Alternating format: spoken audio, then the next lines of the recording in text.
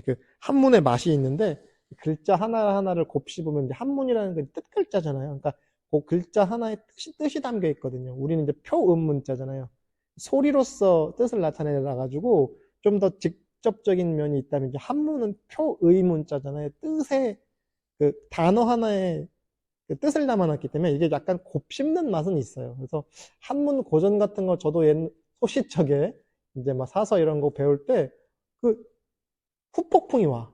오늘 뭔가 공부를 하고 나서 집에 들어가는 순간에 계속 그걸 곱씹게 되고 이렇게 리와인드를 해요. 오늘 이 문장, 이 문구가 참 좋았다. 뭐 이 단어가 참 좋았다. 근데 이제 도덕경도 마찬가지로 한문으로 곱씹어서 보면은 그 맛이 더 있어요. 근데 지금 우리가 뭐 한문 공부하는 시간은 아니기 때문에 한글로 풀어 놓은 내용들을 보긴 하지만 오늘 그 40장의 내용이 반자도지동, 약자도지용, 천하만물생어유, 유생어무 이런 문장이거든요. 별로 길진 않는데 반자도지동이라는 게 첫 문장이 되게 유명해요. 반자도지동. 되돌아감이 도의 움직임이라는 뜻이에요. 되돌아감이 도의 운동 방향이고 약자도지용, 부드러움이 도의 작용 방식이네. 천국의 계단이라는 드라마 기억나세요? 그 권상우랑 그 누구죠? 최지우가 나왔던 드라마인데 그게 언제 때 드라마인지 아세요? 2003년이에요. 20년 됐어요 벌써. 딱 20년 됐어요. 근데 이 갑자기 뜬금없이 왜 드라마 얘기를 하냐면 저는 그 드라마를 보진 않았어요 사실은. 제가 이렇게 드라마를 열심히 고려 거란 전쟁 외에는 열심히 보는 편이 아니라서 사실 아예 전혀 보지 못했어요. 근데 되게 유명한 그 대사가 나와요. 권상우가 최지우 앞에서 부메랑을 던지면서 사랑은 돌아오는 거야! 라고 소리치는 장면이 있대요. 짤로도 많이 돌아다녀. 근데 이게 되게 제가 이 강의를 준비하면서 그게 이 얘기예요. 돌아오는 거예요. 간 것은 반드시 돌아오게 된다. 이게 반자도지동이라는 뜻이에요. 그래서 돌아간 것은 반드시 오게 돼 있다. 복귀하게 돼 있다. 이게 좀 더 유식하게 아니지 뭐 어차피 도덕경 자체가 유식한 말이라고 할 수 있으니까 주역이라고 하는 그 육아에 뭐 주역은 육아에서만 보는 건 아니지만 어쨌든 그 경전에 보면은 무왕불복이라는 뜻이 있어요. 무왕불복 똑같은 뜻이에요. 뭐냐면 갔던 것 중에 오지 않는 게 없다. 간 것은 반드시 돌아온다. 이게 이치다. 음양상승이고요. 음양상추라고도 해요. 서로 밀어준다. 그래서 간 것은 반드시 돌아오는 게 진리라는 뜻이에요. 또 부드러움은 도의 방식이에요. 도가 작용할 때 부드럽게 작용한다고요. 여기 부드럽다는 게 뭐 이렇게 친절한 이게 실제로 뭐 물리적으로 부드럽다는 게 또 있지만 알게 모르게 된다. 우리가 사시순환 봄, 여름, 가을 바뀔 때 어느 순간 뭐 3월 1일 땡 하고 봄이 툭 와요? 그러지 않거든요. 부드럽게 와요. 조금 언제 왔는데 꽃 폈어. 조금 가다 보니까 태양빛이 뜨거워. 소나기도 내려. 조금 가다 보니까 낙엽이 떨어지고 조금 또 가다 보니까 알게 모르게 눈이 왔어. 그래서 도의 움직임이라는 거는 부드럽게 은밀하게 알게 모르게 딱 와요. 그래서 이거는 어떻게 딱 시점을 잡기가 어려워. 모호해요. 묘해. 묘하다 그러죠 우리가. 묘해. 왜? 시작점을 찾기가 어려우니까. 그리고 천하만물은 유에서 생겨났어요. 유에서. 천하만물 있을 유에서 생겨났대요. 그렇겠죠? 우리가 지금 여기 계신 분들 여기 뭐 쓰이는 다양한 뭐 물건, 뭐 사물 다 있는 자리에서 생겨났어요. 유의 자리. 그렇죠? 근데 유는 어디서 생겼을까요? 무에서 생겼어요. 그 있는 자리는 없는 자리에서 말미암아 나왔다는 얘기예요. 우리 이런 상서문에서 계속 그 얘기가 나죠. 유상으로 보면 상주불멸로, 무상으로 보면은 사시의 뭐 생로병사, 뭐 순환의 이치가 나오죠. 근데 서로 돌고 돌아. 그럼 무는 어디서 나왔어요? 천하만물은 유에서 나왔는데 유는 무에서 나왔죠. 그럼 무는 어디서 나왔냐고요? 이게 화두죠. 화두예요. 어머니 아버지한테 몸 받기 전에 어디서 왔어요? 그럼 우리는 머릿속으로 정자, 난자, 뭐 이런 얘기 생각하잖아요. 그거 말고, 화두로, 성리로. 천하만물은 유에서 왔는데, 유는 무에서 왔대. 그러면 그 무는 어디서 왔냐고. 이 화두죠. 화두라고. 왜 머릿속으로 생각을 집어넣으세요? 머릿속으로 생각해서 나오는 게 아닐지인데, 왜 궁리해요? 왜 따져 물어? 그걸 안 하려고 성리를 얘기하는, 그걸 안 하려고. 그걸 안 하려고. 그러니까 그렇게 하지 말라고. 그래서 천하만물은 있는 자리에서 생겨났고, 있는 놈은 없는 놈에서 생겨났다는 거. 이게 진리라고, 진리. 근데 이게 순환 반복해, 순환 반복해. 그래서 돌아간 것은 다시 간 놈은 다시 오게 된다고. 사랑은 돌아오는 거라고 하면서 뭘 던지냐면 부메랑을 던져요. 근데 우리 부메랑이라는 게 뭐예요? 던지면 반작용으로 다시 돌아오죠. 그 드라마에서 돌아오는 거야 하면서 권상우가 부메랑을 던지는데 그 부메랑이 다시 탁 돌아와요. 이게 도의 이치예요. 어떻게 해요? 계속 돌고 돌죠. 이론상이에요. 원불교에서 말하는 이론상이에요. 이론상. 기독교에서 말하는 십자가예요. 십자가. 사방을 두루 꽉 채웠잖아요. 이게 사람들은 저 동그라미랑 저 십자가가 다른 거라 생각하는데 똑같은 거예요. 불교에 만자 있죠. 만자. 이게 수레바퀴거든요. 만자 있죠. 한문으로. 그 만자는 결국 수레바퀴예요. 도는 거. 그게 바람개비라고요. 돌잖아요. 그래서 진리를 깨달은 사람들은 무엇 하나 하나도 1분 1초도 고정되어 있지 않다니까요. 계속 돌아. 막 돌아. 정신없이 돌아. 근데 그 도는 모습이 부드러워. 이 이론상이 어디가 시작점이에요. 근데 우리는 찾고 싶죠. 여기서 시작했어. 아니야. 저기서 시작했죠. 이렇게 따지잖아요. 그 따져 묻는 게 뭐냐면 망상이라고, 망상. 마음이 어디서 왔어요? 마음이 어디서 왔어요? 빨리 진도나 나가세요. 나갔다면 그럴 것 같아. 씨알떼기면 소리 하지 말고 빨리 진도나 나가세요. 이럴 것 같아. 하나 더 해볼게요. 이건 조금 길어요. 긴데 재밌어. 지혜로운 사람은 도를 들으면 부지런히 실천하고, 지혜로운 사람, 그러니까 깨달은 사람은요, 도를 듣잖아요. 즉각 실행해. 지행 합일이 돼. 아이, 그런 것 같긴 한데, 아이, 실제로는 어렵겠지. 이거 뭐야? 이거 도 깨달은 거 아니에요? 아는 사람은 즉각 실행해. 그래서 지와 행이 떨어져 있지 않아. 벌써 여기 지행 그랬죠. 이거는 중근기잖아요. 알면 해. 즉각 해. 근데 보통 사람 있죠. 보통 사람은 도를 들으면, 그래? 긴가 민가 해. 반신반의한다. 그런가?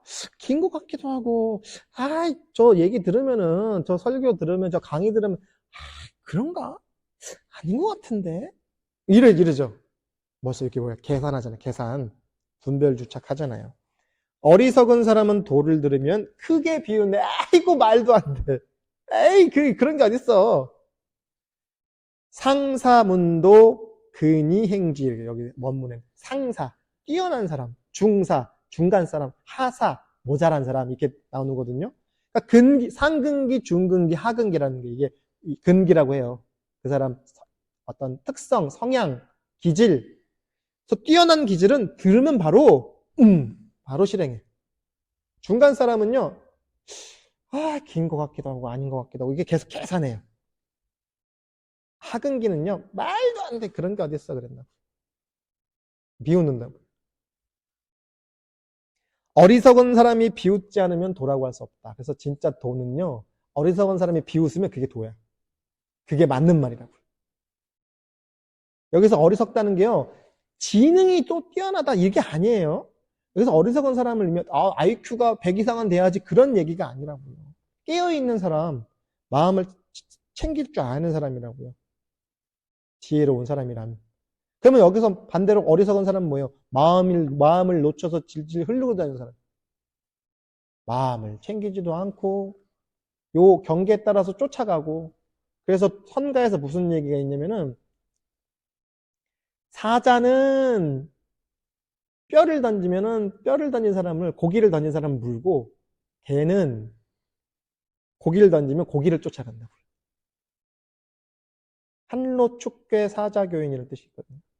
한로라고 하는 개가 있는데 걔는 먹이를 던지면 그 먹이를 쫓아가. 말단을 쫓아간다고. 경계를 쫓아가고, 사자는 어때요? 사람을 확 물어. 직접적으로 진리를 보기 때문에 고기 짝 던지고 돌 던지는 거에 매이지 않고 그 돌을 던진 본체를 가서 직접 쫓아가고 개는 경계 따라간다. 그 얘기예요. 그러니까 지혜로운 자는 뭐예요? 즉각 보고 즉각 실행하고 낮은 사람은 어때요? 경계에 홀딱 빠져가지고 메타인지가 안 된다고. 크게 보지 못한다고요. 그냥 요만한 거에다가 야, 너 그때 나한테 이렇게 욕했잖아. 너 그때 나 이거 뭐 안 사줬잖아. 이런 거, 이 경계. 그러니까 지금 여기 머무르지 않고 그때 거기에 있다니까. 너 그때 나한테 그렇게 했잖아. 너 그때 나한테 서운하게 했잖아. 네. 거기에 머물러. 반대로 미래에 머물러 있는, 붕 떠 있는 사람도 어때요? 한 방 터지면은 내가 한탕 할 거야. 좀만 기다려봐. 1년만 있어봐. 내가 또 이런 거, 야, 사주를 보니까 앞으로 나한테 대운이 온단다. 대운이 사실 그런 뜻이 아닌데. 바쁘다는 뜻이래요. 일단 간단하게 얘기하면. 오지게 바쁘다는 뜻이래요. 일 많고. 어쨌든 그래요. 거기에 있어. 거기에 머물러. 이 어리석은 사람이.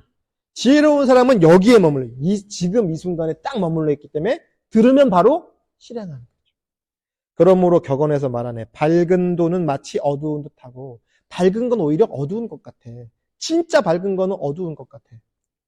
나아가는 돈은 물러나는 것 같아. 계속 순환 반복하는 이치를 얘기하죠. 평평한 것은 울퉁불퉁한 것 같아. 높은 덕은 골짜기처럼 텅 빈 것 같아. 우리 골짜기 텅 비어 있죠. 근데 여기 처음에도 나오죠. 여기 그 곡신불사 시위현비 나오죠. 골짜기는 텅 비어야지 역할을 해요. 빈 컵은 비어 있을 때 빈 컵이 되는 거예요. 꽉 차 있으면 컵 아니에요. 쓸 수 없으니까. 아주 깨끗한 것은 더러운 것 같아. 너무 반질반질하는 것보다도 낙엽 한 정도는 딱 올려놓는 거 있죠. 그런 거. 넓은 덕은 부족한 것 같아. 사람이 오히려 넓은 사람이 부족해 보여요. 조금 모자라 보인다고. 그 사람이 오히려 꽉 찬 사람인데. 강건한 덕은 강한 것 있죠. 강한 것은 오히려 구차스러워 보인다고. 자기의 뜻을 이루기 위해서는 무릎 정도를 꿇을 줄 알아야지. 강건한 것은 사실은 어쩌면 구차스러운 것도 마다하지 않는다는 거예요. 질박한 사람, 투박한 사람, 꾸밈 없는 사람은 어때요? 오히려 변덕스러워 보인다. 또 더 나아가서 참으로 큰 네모 있죠. 각진 거. 참으로 큰 네모는 모서리가 없고, 그렇죠? 옛날 사람들 뭐라 했어요? 천원지방 그랬죠. 하늘은 둥글고 땅은 모나다 그랬어요. 실제로 이렇게 그렇게 생각했는지 모르지만 어때요? 그래서 옛날 사람들이 천원지방이라 해서 갓은 둥글게 쓰고 신발은 모난 신발을 신었대요. 천원지방을 상징하려고. 근데 어쨌든 진짜 네모난 거는요, 그 모서리를 찾아볼 수가 없죠. 이 우주까지 갈 것도 없어. 지구의 끝을 가봐요. 모서리가 보이겠어요? 모서리가 보여요? 지방인데 땅은 이렇게 방이 되어 있는데 각이져 있는데 그걸 이 지구의 끝까지 가면 그 모서리가 보일까요? 보이지 않아요. 보이지 않죠. 참으로 큰 그릇은 완성됨이 없으며 대기만성이라는 뜻입니다. 대기만성. 많이 들어보셨죠? 대기만성. 큰 그릇은 그릇이 아니에요. 그릇을 할 수 없지. 아까 얘기했죠. 컵에 물이 차 있으면 그 컵이 아니에요. 진짜 큰 것은 또 겨우 그 정도 물 하나 담겠습니까? 우주는 무한한 그릇이죠. 거기에 수천, 수만, 수조 개의 행성과 혹시 있을지 모르는 다양한 외계인들이 어쨌든 우리 지구인은 어쨌든 그들이 보면 외계인이니까 수십, 수만, 수천억의 행성들이 이 거대한 우주라는 그릇 안에 들어있죠. 대기만성. 이 우주를 어떻게 가득 채웁니까? 만성이죠, 만성. 참으로 큰 소리는 들리지 않고, 제 이름이 대성이거든요. 이룰 성자라 생각하는데, 성인 성자라 생각하는데, 소리 성자예요. 제 이름이 본명이. 소리 성자예요. 근데 큰 소리는 무성이에요. 큰 소리, 우리 대산종사님 법문에서 세 가지 큰 소리가 있다. 깨침, 실행, 아르마리에서 나온 소리가 사막. 참다운 큰 소리다. 목소리가 커서 큰 소리가 아니라 그 사막을 실천했을 때 나오는 소리가 진짜 큰 소리라고. 깨달음에서 나온 소리가 큰 소리라고. 그래서 여기는 참으로 큰 소리는 들리지 않는다고 나와요. 대성, 희성, 대음, 희성. 드물, 희자. 잘 안 들려. 지금 실제로 저기 나사 유튜브에 가면요. 지구가 회전하는 소리가 있대요. 제가 대학 다닐 때 그때 어떤 교양 수업을 듣는데 그때 교수님이 지구가 자전하는 소리를 나사에서 녹음했다고 틀어주는데 이게 무슨 대단한 그냥 이렇게 삐한 소리가 들려. 근데 실제로 어마어마한 소리를 해요, 이게. 우리 귀에 안 들리다 뿐이지. 저기에선 이런 거 안 보이죠, 우리 눈에. 그쵸? 진짜 빛은 눈에 안 보인다니까? 우리가 볼 수 있는 빛은 이 작은 눈에서 가시광선. 가시가 그 가시 아니에요. 찌르는 가시.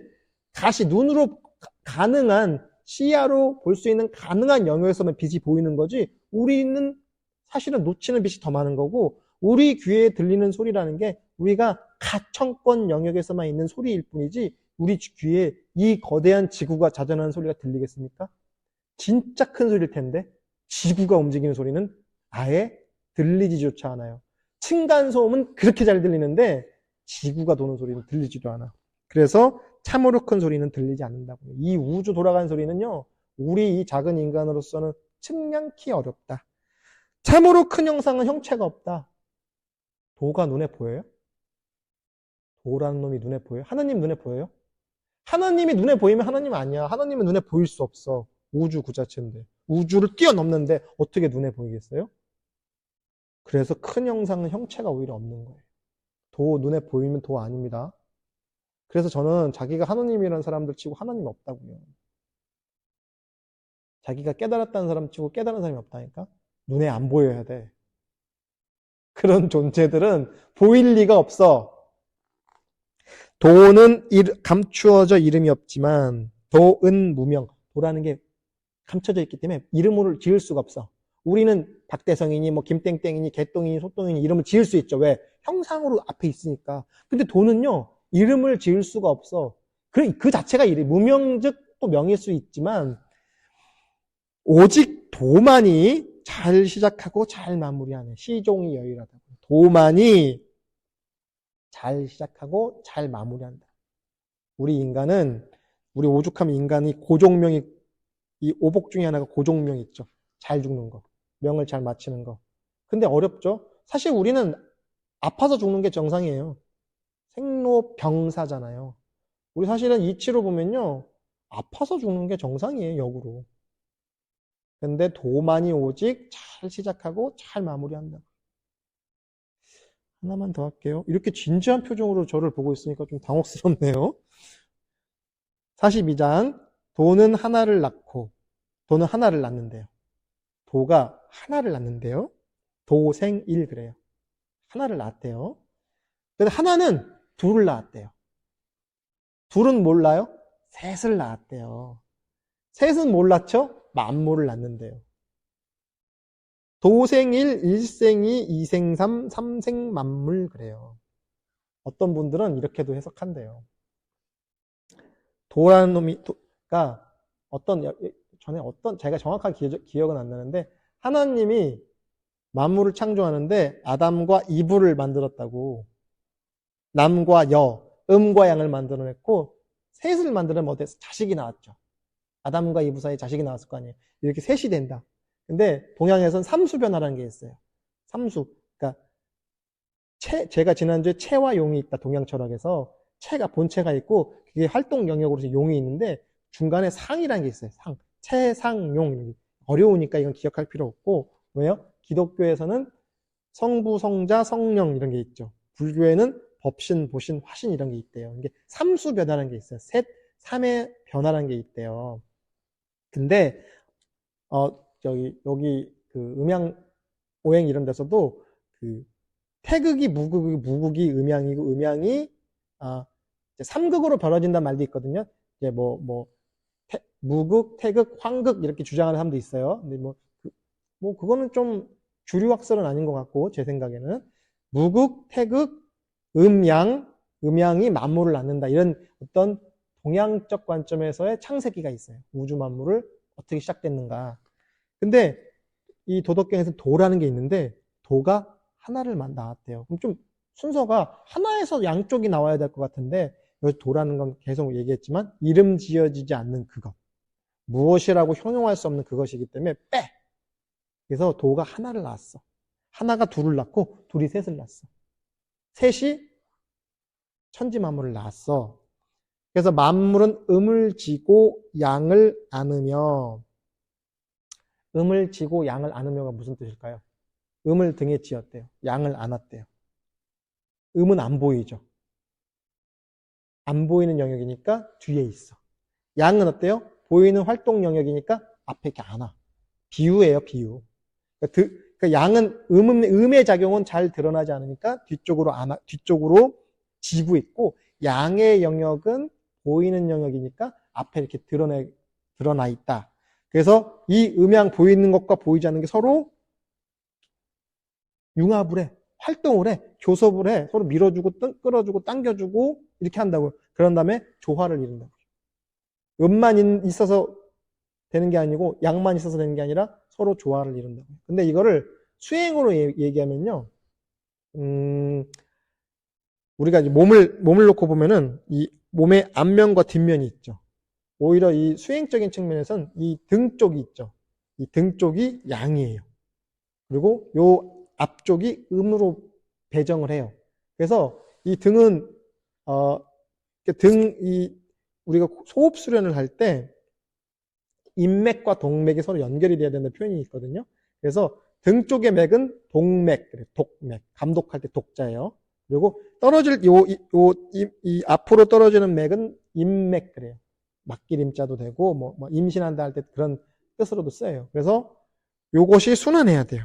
근데 어떻게 순환을 시켜? 호흡으로.